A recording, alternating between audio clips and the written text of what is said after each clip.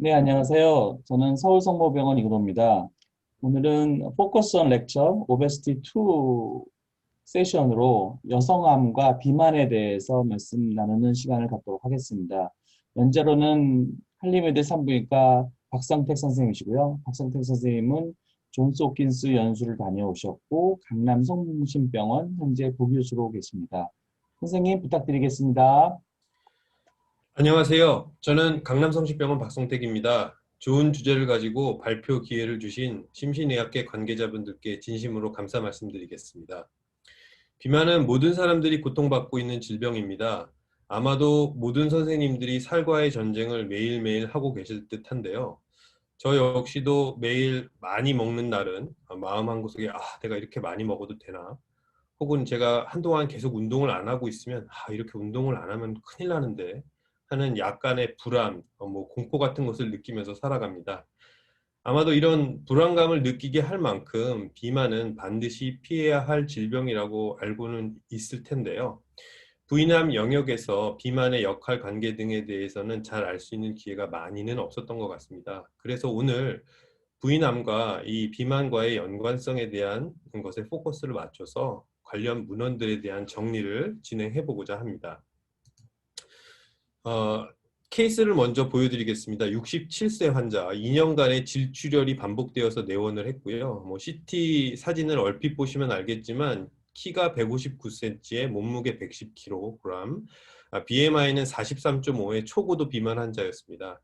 환자분께 질출혈이 계속됐으면 암 검사 그럼 언제 하셨어요? 라고 물어봤더니 4년 전에 했다라고 얘기하고 극적극적 되시면서 결과는 잘 모르겠어요 라고 얘기를 해주셔서 다시 팝을 제가 진행을 했는데요.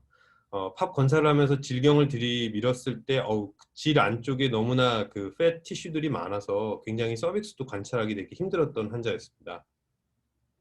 팝의 결과는 에이티피칼 그랜듈라 셀이었고요. 그리고 말리그너시 소견을 보였고 바자날 디스차지로 나오는 것들을 모아서 큐렛 바이옵시를 진행을 했더니 말리그너시 소견을 보여주었습니다. 10중 8구 이 환자는 엔도메트리얼 캔서일 거야 라는 생각을 가지고 환자에게 OP 레코멘데이션을 했고 진행을 했으나 환자는 제가 이 병의 기저의 원인이 오베스티 때문이다라는 이유를 굉장히 많이 이야기했는데 불행하게도 환자의 납보가 깨져서 좀 더 다른 병원으로 전원을 시켜서 수술을 받게 되었습니다. 전원된 병원에 갔다가 다시 저한테 오셔가지고서 환자의 히스토리를 알 수 있게 된 케이스인데요. 2019년 11월에 전원된 병원에 가서 라디칼 히스테렉토미 그리고 펠빅 림프노드 다이섹션을 받은 환자입니다. MR 사진을 보시게 되면 서빅스에 한 9cm짜리 메스가 보이고 엔도메트리움 캐버티 내에도 메스가 보이는 소견 보여주고 있고요. 컨펌 바이옵시 상에서는 엔도메트리오이드의 폴립에서 발생한 로우 세그먼트를 인발부한 카시노살코마 소견 보여주었고 펠빅 림프노드는 메타 소견을 보여주고 있었습니다. 2019년 11월 초에 수술을 했는데 이 환자는 2020년 1월까지 운두에 대한 프로블럼이 계속 지속이 돼서 결국엔 2020년 1월에 오피 사이트 다시 운두 데브리먼트와 리페어를 시행을 하고 2020년 1월에 시스플란틴 아이포스파마이드 1차를 시행한 이후에 환자가 스스로 너무 항암이 힘들다고 하여 치료를 포기하여 전원된 병원에서 다시 연고지 관계로 저한테 다시 와서 현재는 팔로업 중에 있는 환자입니다. 이 환자 케이스를 말씀드린 거는 제가 오베스티라는 주제를 가졌을 때 제가 만나봤던 환자 중에 가장 오베스한 환자여서 한번 먼저 보여드리고 강의를 시작하고자 이 케이스를 준비해봤습니다. 오늘 말씀드릴 내용은 다음과 같습니다. 먼저 비만에 대한 역학적인 결과, 비만, 암의 연관성에 대한 이야기를 드리고 3대 부인암, 자궁 내막암, 경부암, 난소암, 그리고 비만과의 연관성, 예후 치료 성적 등에 대해서 말씀드리겠습니다. 한국은 왠지 서구 사회에 비해 비만이 적을 것으로 생각됩니다만 한국 성인 비만 비율이 37%, 서구는 미국 같은 경우에는 39.6%로 큰 차이가 없음을 나타내고 있습니다.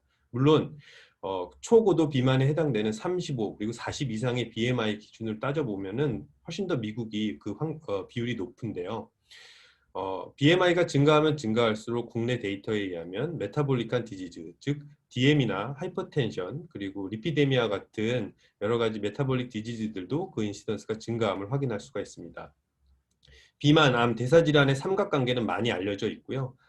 대사질환은 너무나 잘 알려져 있고 비만으로 인한 암 역시도 아주 잘 알려져 있습니다. 특히 2002년도 IARC 국제암연구기관에서는 대장암, 식도암, 유방암, 자궁 내막암 등이 비만에 의해 유발된 암이라고 발표를 했고 2016년도 업데이트된 데이터를 기반으로 난소암을 포함한 13가지 암종이 비만에 의해 유발될 수 있다고 발표하였습니다. 국내의 상황은 좀 심각한 거는 30, 40대 남성인데요. 10명 중에 4명이 비만을 앓고 있고 성인 여자들 같은 경우에는 10명 중에 3명, 아직 30%를 채우지는 못했지만 포스트 메노포잘 이후에는 그 인시던스가 급격히 증가하고 있음을 나타내고 있습니다. 오베서티와 캔서와의 링크는 연관성은 이미 잘 알려져 있고요. 특히 많이 연관되어 있다고 알려진 에소파지알 캔서 그리고 엔도메트리얼 캔서 같은 경우는 40%에 육박합니다. 중요한 거는 이런 메커니즘들에 의해서 캔서가 유발이 되는데 이 오베시티 자체가 생활 습관과 아주 밀접한 연관이 있고 우리가 스모킹과 오베시티와 같은 생활 습관의 변화로 그리고 교육과 그리고 지속적인 관찰 그리고 또 가이드 하에 이런 습관들을 변화시킨다면 약 5분의 1의 캔서 릴레이티드한 데스를 방지할 수 있다라는 부분이 중요한 내용입니다. 오베시티가 DM으로 발전을 하고 그리고 바스큘라 디지즈를 유발을 해서 세레브럴 바스큘라 디지즈나 헐 디지즈와 같은 혈관성 질환들을 일으키게 되고요. 이런 여러 가지 메커니즘들의 복잡하게 연관된 각각의 단계들을 통해서 캔서로 발전을 하게 됩니다. 죄송합니다. 연결에 문제가 간략하게 크로닉 디지즈와 캔서와의 연관성을 살펴본다고 한다면 먼저 인플라메이션이 아디포사이트와 같은 사이토카인, 특히 인터루킨 6나 TNF 알파 그리고 렙틴과 같은 사이토카인들이 나오게 되고요. 이런 인플라메이션 상태는 캔서의 마이크로 인바이러먼트에 영향을 줘서 메타스타시스 등을 유발할 수 있는 여러 가지 소견들을 보여주고 환경들을 바꾸게 됩니다. 또한 인슐린 레지스턴스에 발생한 인슐린은 익세스한 상태 그리고 글루코스가 높고 팻 레벨이 높은 상태는 인슐린 자체가 셀 디비전을 유발하는 그로스 팩터로 작용을 하고 셀 디비전에 사용될 수 있는 하이 슈가와 팻 레벨이 메타볼릭한 퓨엘로 작용하기 때문에 레피드한 디비전을 할 수 있는 환경을 만들어주고 특히 팻의 익세스한 팻은 에스트로겐의 익세스한 상태를 만들고 이런 익세스한 에스트로겐은 마이토제닉한 이펙트를 보이기 때문에 더욱더 레피드한 디비전을 일으킬 수 있는 상태를 만들어줍니다. 이런 레피드한 디비전의 결과로 DNA 데미지를 입은 세포들이 발생을 하게 되고 이런 DNA 데미지를 입은 세포들이 바로 캔서 세포로 발현하게 됩니다. 연결에 문제가 생겼습니다. 잠시 후에 다시 시도해 주십시오.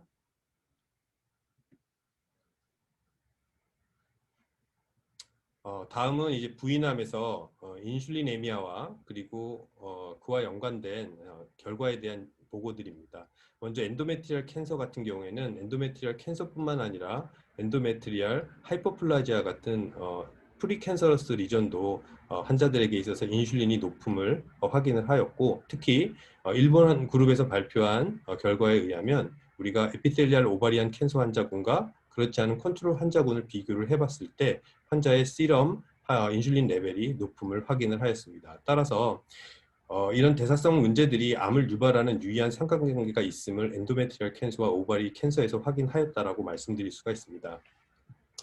미국에서 진행된 1982년서부터 16년간 관찰 기간을 갖고 90만 명을 대상으로 한 대규모 코호트 연구의 결과인데요. 90만 명 중에 약 5만 7천 명의 캔서 관련된 데스가 발생을 하였고 그 데이터를 분석한 논문입니다. BMI가 증가하면 증가할수록 오바리 캔서는 35 이상에서는 1.51, 서비스 캔서에서는 3.20, 유테러스 캔서에서는 6.25의 릴러티브 리스크를 보여주고 있습니다.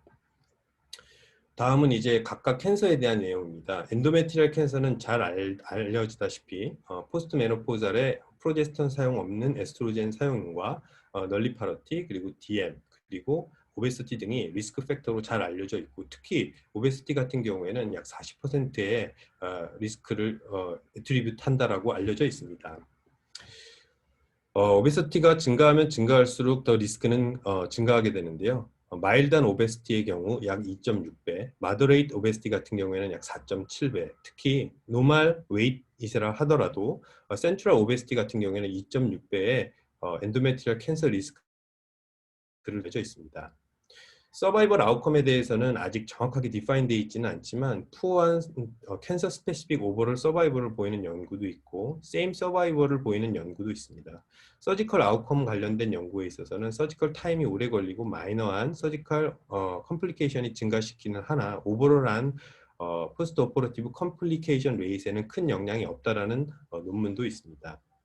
각각의 연구에 대한 자세한 살펴보자면 먼저 BMI 자체가 우리가 모탈러티에 영향을 준다라고 주장하는 논문을 살펴보면 이 논문에서는 BMI뿐만 아니라 피지컬 액티비티 자체도 피지컬 액티비티가 낮으면 모탈러티가 더 증가함을 보여주었고요. BMI뿐만 아니라 또 다른 연구에 의하면 BMI 자체와 그렇게 25 기준으로 봤을 때 정상과 비만인 사람에게 있어서의 서바이벌은 큰 차이는 없었으나 BMI가 높은 사람일수록 좀 덜 어그레시브한 그레이드, 튜머 그레이드가 나오더라라는 주장을 한 논문도 있었습니다. 대규모 연구 결과를 살펴보면 약 86,937명을 대상으로 한 관찰 연구에서 약 7.8년 동안 관찰을 했을 때 약 800명 가까운 환자에게 있어서 엔도메트리얼 캔서가 발생을 했는데 BMI가 높을수록 또한 웨이스트 투 힙 레이시오가 높을수록 엔도메트리얼 캔서 리스크가 높음을 관찰할 수가 있었습니다. 하지만 이 연구에서는 BMI와 WHR과의 연관성은 확인하지는 못했습니다. 서지컬 아웃컴 관련된 연구도 있었는데요. 이건 오픈한 수술을 기준으로 봤을 때 엔도메트리얼 환자에서 오픈 수술을 진행한 환자 중에 BMI가 높은 환자일수록 바스큘라 인저리와 인테스티널 인저리와 같은 인저리들이 있기는 있었으나 우리가 서지컬 컴플리케이션을 통계학적으로 유의 있게 차이가 있지는 않았다라고 주장을 하고 있습니다. 하지만 다른 연구에서는 BMI가 아주 높은 40을 기준으로 하는 환자들을 더 분석을 해봤을 때 BMI가 아주 높은 환자일수록 오퍼레이션 타임과 블러드 로스 그리고 운두 세퍼레이션과 같은 마이너한 서지컬 컴플리케이션들이 더 증가함을 확인을 하였고 또 재미났던 거는 이렇게 BMI가 40 이상 되는 사람들에게 있어서는 스테이지 자체가 굉장히 낮은 스테이지가 좀 발견이 됐다라는 연관성도 확인하였습니다. 서바이벌에 있어서는 큰 차이는 없다라고 알려졌고요. 또 다른 스터디는 이제 어주번트로 사용하는 레디에이션 테라피에 있어서 우리가 아주 시비한 케이스들, 즉 BMI가 35 이상의 마더레이틀리 혹은 시비어 오베스한 페이션트에 우리가 그 플래닝 RT 자체가 굉장히 셋업 에러가 많이 발생을 하기 때문에 필요한 만큼의 우리가 레디에이션을 잘 쐬지는 못한다. 따라서 서지컬리 아웃컴 이 아닌 레디에이션 에주먼트에 의한 아웃컴 자체가 많이 나빠질 수도 있다라는 가능성을 주장한 논문도 있었습니다. 다음 보여드리는 논문은 지금 케이스는 제 개인적인 케이스인데요. 앞서 보여드렸던 케이스가 워낙 BMI가 많이 43 관련된 케이스 상대적으로 좀 말라 보이는 케이스지만 이 환자도 160cm에 96.6kg, BMI가 37.59인 초고도 비만에 해당되는 분이셨습니다. 펫시티를 진행했을 때 엔도메트리움 이외에 특별하게 더 먹은 곳은 없었고요. 영상을 조금 보여드리면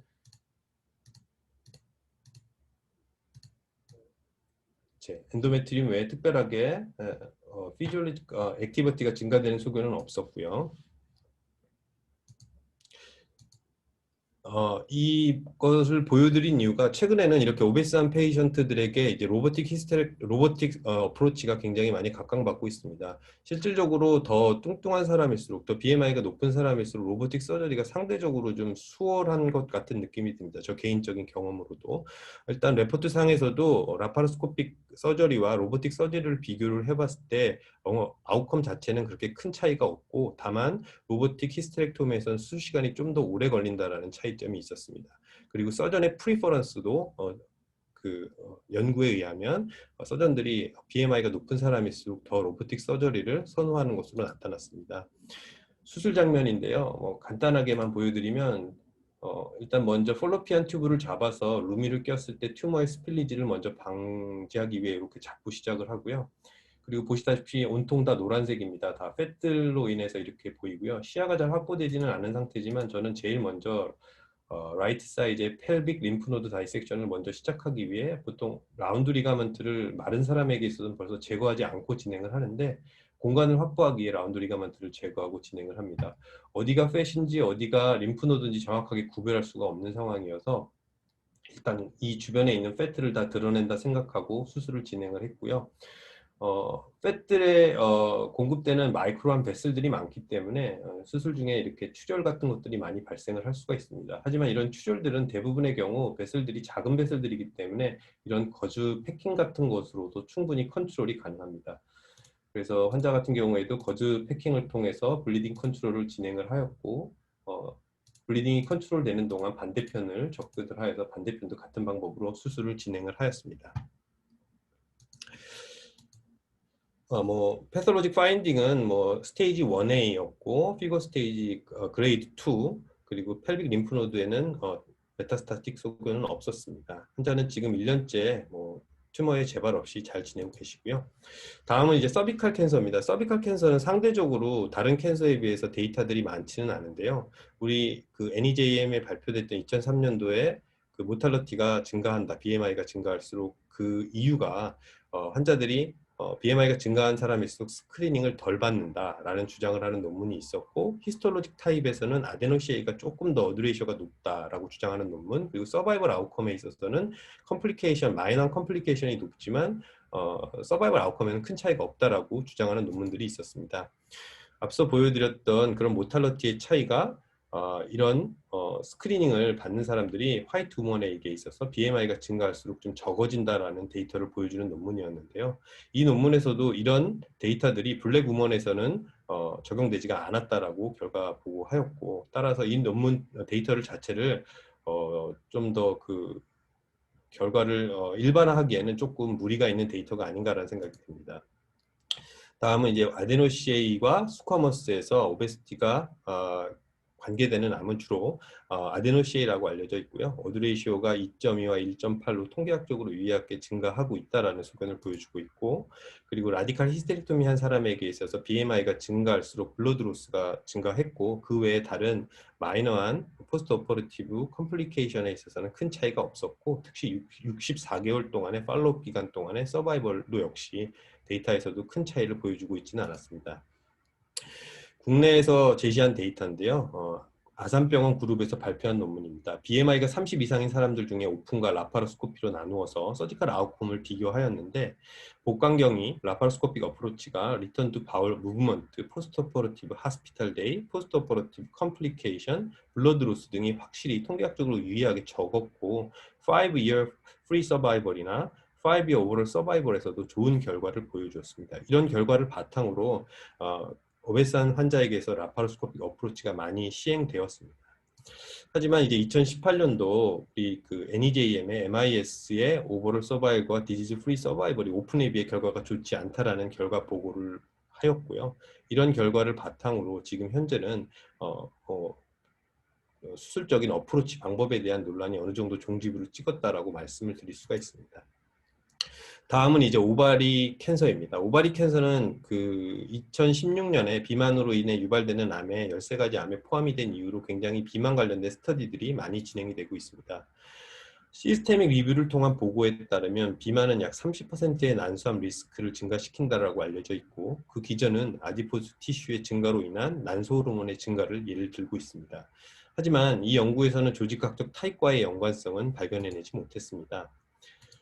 또 다른 연구로 좀 더 대규모적인 연구가 진행이 되었는데요. 에피텔리알 오바리안 캔서 1200명, 1300명 가까운 환자, 보드라인 캔서 311명 환자를 대상으로 특히 클리어셀 카시노마 환자에서 어드레이시오가 2.3으로 오베시티가 좀 더 연관성이 있어 보인다라는 주장을 하였고, 그 외에 다른 타입의 캔서들에 있어서는 그렇게 큰 연관성을 가지고 있지 않았다라고 결과 보고를 하였습니다.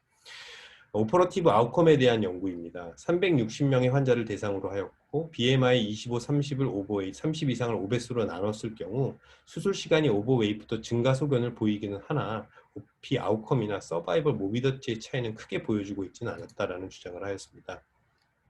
이 연구는 그럼 언제 비만인 게 모탈리티에 영향을 주는가라는 것을 연구한 논문인데요. 주로 이제 오베시티가 우리가 아덜트후드, 즉 그 청소년기 우리 20대 초반 요때 발견이 됐을 때는 그 해저드 레이시오가 1.6으로 가장 모탈리티가 나쁘게 보고가 되었고요. 한 4년 전, 5년 전부터 발생하기 한 1년 전부터 비만이 있었던 환자들 같은 경우에는 어드밴스 스테이지에서 해저드 레이시오가 1.45로 좀 나쁘게 보고되는 것을 보고하였습니다. 다음은 이제 얼리 스테이지 오바리안 캔서에서 스테이지 1, 2 환자에게 있어서 리커런트 프리 서바이벌에 어떤 영향을 주느냐 BMI가 관련된 연구를 진행을 했는데요. 오버웨이트 그리고 오베스한 페이션트가 결코 뭐 월스한 아웃컴을 보이지는 않는다라는 주장을 하였고요. 또 다른 논문은 재발 시기와 진단 당시의 비만이 영향을 주는가에 대한 연구를 진행했었는데 30명 이하는 30 이하의 BMI가 30 이하는 240명이 평균 재발 기간이 15개월, 30 이상 130명에도 15개월로 별로 큰 차이가 없는 것으로 보고하였습니다. 재미난 연구인데요. 세컨더리 사이토 리덕티브 서저리, 즉 리커를 했을 당시의 BMI가 그럼 결과론적으로 서바이벌에 영향을 줬느냐를 본 연구인데 오베시티가 수술할 당시 오베시티가 서바이벌에 굉장히 중요한 역할을 하는 걸로 알려져 있고 BMI가 증가할수록 푸어한 아웃컴을 보여주었습니다. 정리를 해서 말씀을 드리면 엔도메트리얼 캔서, 서빅스, 오바리 캔서 중에 리스크 팩터로 명확하게 제시가 될 수 있는 것은 BMI가 오베시티가 리스크 팩터로 작용하는 것은 엔도메트리얼 캔서와 오바리 캔서라고 말씀을 드릴 수가 있고요. 히스토로직한 그레이드는 엔도메트리얼 캔서는 페이버한 BMI가 증가할수록 페이버한 히스톨로지와 그레이드를 보인다라는 논문 보고도 있습니다. 하지만 별 차이가 없다라는 보고도 있습니다. 서비스 캔서 같은 경우에는 아데노시에이와 연관이 있다라는 보고도 있지만 다른 논문에 있어서는 히스톨로직 타입에는 큰 연관성이 없다라고 결과를 보고한 논문도 있었습니다. 오바리 캔서 역시도 히스톨로직 타입과 큰 연관성이 없다라고 보고한 논문이 많았지만 클리어셀과 연관성이 있다라고 보고한 논문도 있었습니다. 서지컬 아웃컴에 있어서는 공통적으로 블리딩하고 운두 부분에 대한 프로블럼이 높다라는 결과를 보고하였고 그 외에 오버롤한 서지컬 아웃컴에 있어서는 큰 차이가 없었다라는 결과 보고를 하였습니다. 서바이벌 아웃컴에 있어서는 우리가 캔서 스페시픽한 서바이벌은 비슷했지만 우리가 그 외에 발생할 수 있는 오베시티로 인해 발생할 수 있는 여러 가지 이벤트들 때문에 전반적으로 모탈러지 자체가 BMI가 증가할수록 모탈러티도 증가한다라고 말씀을 드릴 수가 있습니다. 마지막 결론입니다. 굉장히 오베시티는 굉장히 만연되어 있고 아주 흔한 질환이 됐고요. 지금 이제 전 세계적으로는 세 번째 암을 일으키는 인자라고 알려져 있고 웨스턴 사회에서 특히 서구 사회에서는 두 번째로 아주 프리벤터블한 커즈로 알려져 있습니다. 앞서 말씀드렸듯이 이런 프리벤터블한 커즈를 막을 수만 있다면 5분의 1 정도의 캔서 릴레이티드된 데스를 막을 수 있다라는 부분이 있습니다. 또 중요하게 생각해야 될 거는 지금까지 살펴본 어떤 문헌도 이 오베시티 자체에 관련된 베네핏이 전혀 없다라는 부분입니다. 이런 부분들이 우리가 그 캔서 환자들을 교육을 할 때 오베스에서는 안 되고 체중 조절이 필요함을 꼭 설명해 줘야 되는 이유가 아닌가라는 생각이 듭니다. 경청해 주셔서 감사합니다. 네, 박상태 스님 너무 잘 들었습니다. 좋은 케이스도 좀 발표를 해주시고 혼자 어떻게 보셨던 거에 대해서 얘기해 주신 좋은 좋은 내용이었습니다. 오늘 토론자로 서울성모병원 최윤지 선생님 나와 계시는데요. 최윤지 선생님 혹시 토론에 대해서 조금 더 진행을 해주시죠. 네, 소개 말씀 감사합니다. 박승택 교수님 좋은 발표 감사드립니다. 아무래도 비만과 부인암에서 가장 연관 있는 것은 자궁 내막암으로 알려져 있습니다. 그리고 또한 난소암과의 연관성도 알려져 있습니다. 최근 들어서 메타볼리컬리 헬시 오베시티라는 터미놀로지가 있는데 이와 같은 메타볼리컬리 헬시 오베시티란 BMI가 30 이상이지만 메타볼릭 신드롬이 동반되지 않는 그런 환자군입니다.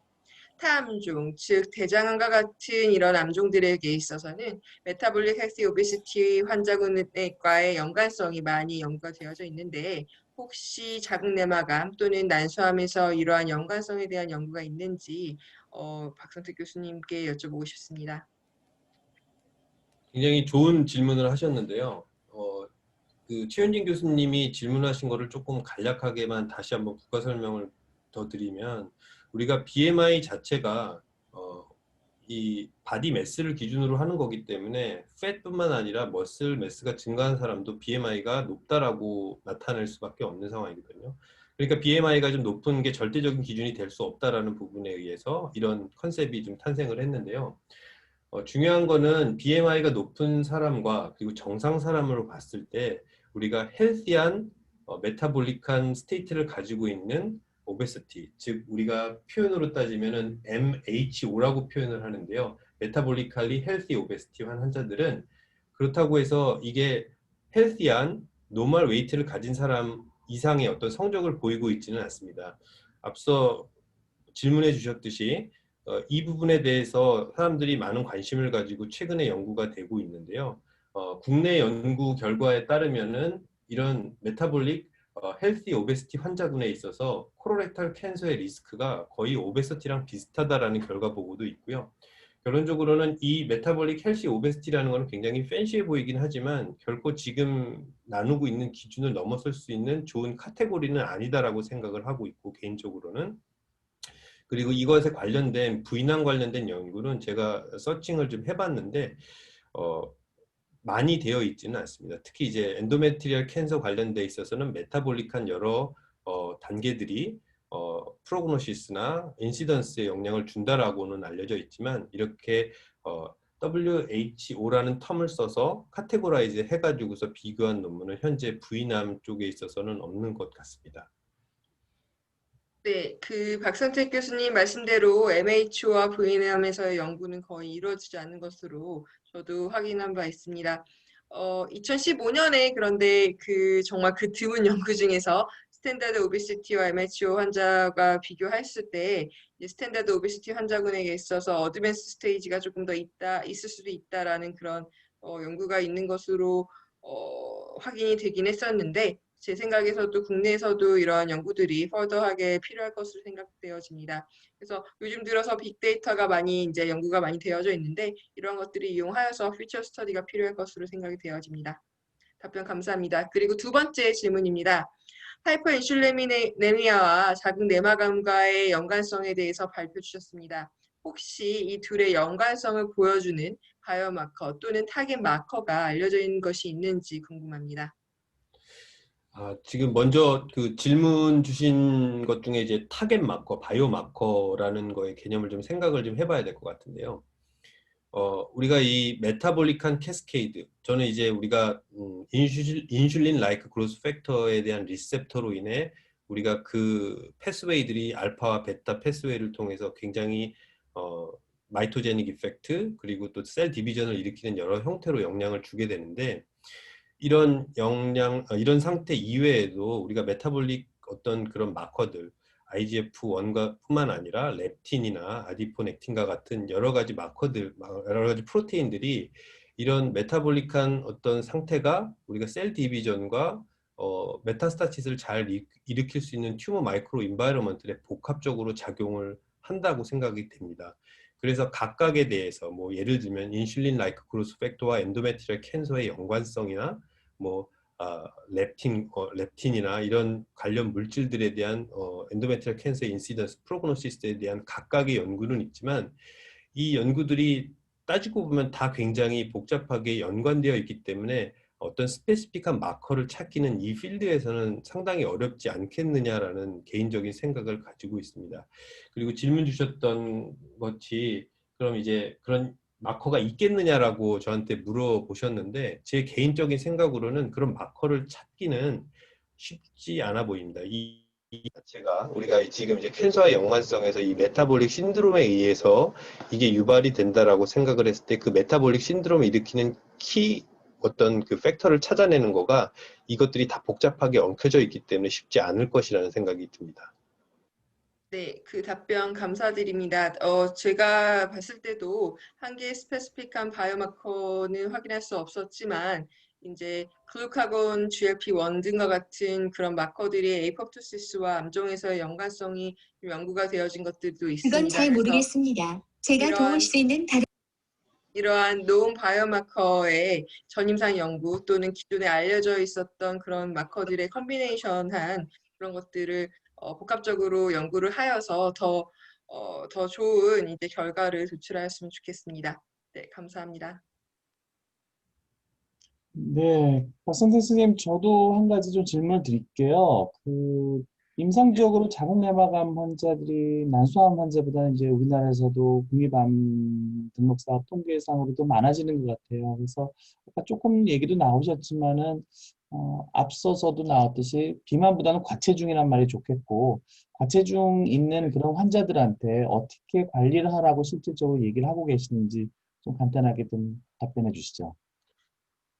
저는 그 앞서 보여드렸던 스터디 중에 제일 재미나게 봤던 게 그 피지컬 액티비티와 캔서 프로그노시스와 관련된 연구를 굉장히 재미나게 읽었고, 그걸 바탕으로 환자분들한테는 저는 이제 나름대로 제가 운동을 좋아하기 때문에 그 항상 그 헬스장이나 이런 곳을 등록을 했고, 뭐 어느 시기에 운동을 하고, 저는 운동을 주로 좀 많이 티칭을 해드리고 있고요. 식이요법이나 이런 것들은 워낙 다양하게 사람들이 컴플라이언스가 있기 때문에 그 부분보다는 저로 이제 운동 지도를 좀 많이 해드리는 편입니다. 개인적으로는 운동 유튜브도 좀 알려드리고 있고요. 그래서 체중 조절, 최소한 5% 정도의 체중 감량을 좀 했으면 좋겠다라고 해서 3개월 정도 지난 다음에 한 달에 1kg씩은 좀 감량해보자라고 플랜을 적극적으로 제시하는 등의 저는 방법을 쓰고 있습니다. 네, 그 비만이 암을 일으킬 수 있다는 걸 환자들한테 또 일반인한테 알려주는 게 상당히 중요할 것 같아요. 오늘 좋은 연재를 갖고 발표해 주신 박상선 선생님 감사드리고요. 토론 잘 이끌어 주신 최윤준 선생님께 감사드립니다. 네, 이상으로 마치도록 하겠습니다. 감사합니다. 감사합니다.